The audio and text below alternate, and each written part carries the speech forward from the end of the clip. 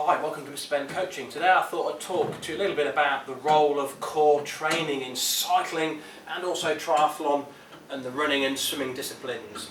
So first of all, what is the core? Most people know about it. It's heavily used in the fitness industry and the world of sport. It's this area here, supported by soft tissue and the ligaments and tendons.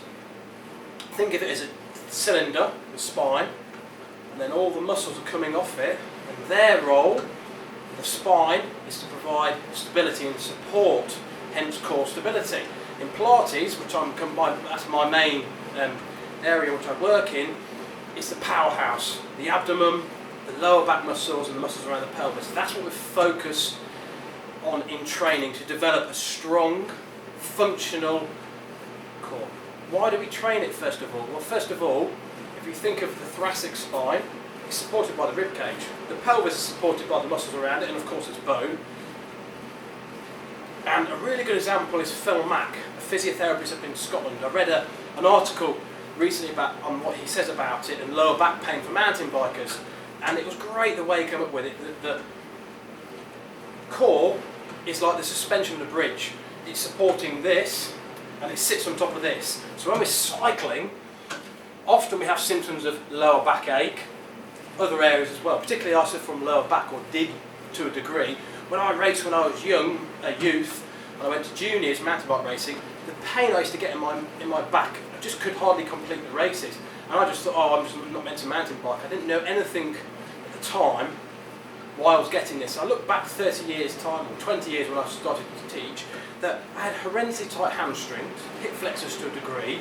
I didn't have strong abdominals, and my lower back was so tight, the muscles, and the spine itself, of course, wasn't being used, so it's stiff as a board. So when I put myself into this position here, these muscles were just not up to the job of providing support, so I'd be in so much pain. So if only I knew what I know now, so I'm going to try and pass this on to you. So, in simple terms, we need to work these muscles. Why does it play an important role in our sport we do, cycling, running, swimming, triathlon? Well, if we don't have strong muscles around here, they fatigue, and then the spine can't be supported. So when we're in this position, particularly a road bike or a time trial bike or triathlon bike, we put the neck in extension, so of course the neck can get tight, the back becomes rounded if we're not flexible. To have that flat back is very hard to achieve. It comes from a lot of spine mobility work, and the lower back predominantly is stretched. Now, not much research. The research I've found from my books and articles is that, yes, when we do a series of exercises, they tested that the transverse abdominis, one of the corset muscles deemed as the core muscle, after 6 weeks it had grown in size, which is common sense. When you train a muscle, it grows, doesn't it, if you do work, so it conditions. So there's evidence to show that it does improve. But how does that relate to cycling? Well, I've cycled since I was 12 years old. I've always suffered from my lower back, but the last 10 years or so, when I'm regularly doing Pilates, I get much less pain in my lower back.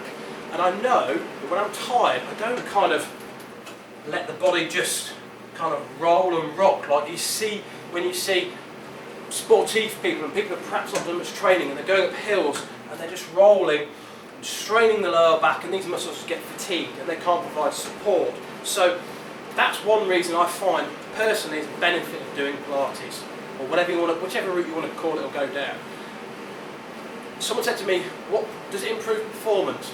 Well, if I go onto my hoods and I do a sprint, I'm much more mind and body focused on taking the work through the powerhouse. These are the ones that produce the power.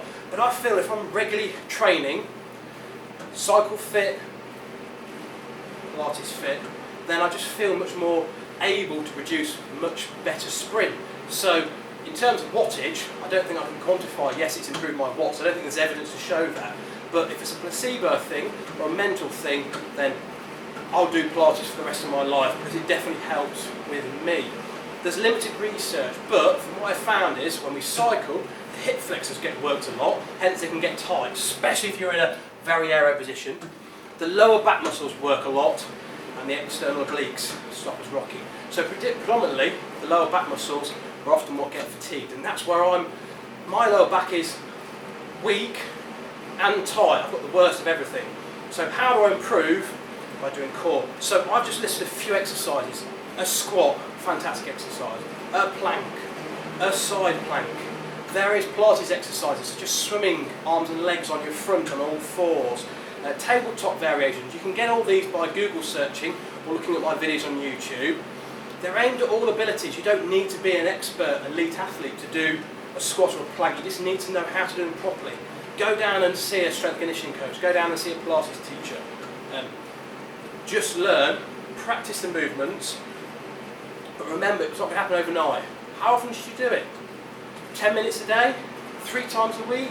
Whatever you can fit into, but do something is better than nothing is the way forward. And you will start to see improvements after 4 to 6 weeks. And if you make it a long-term thing, you'll definitely have a better mind and body for your events.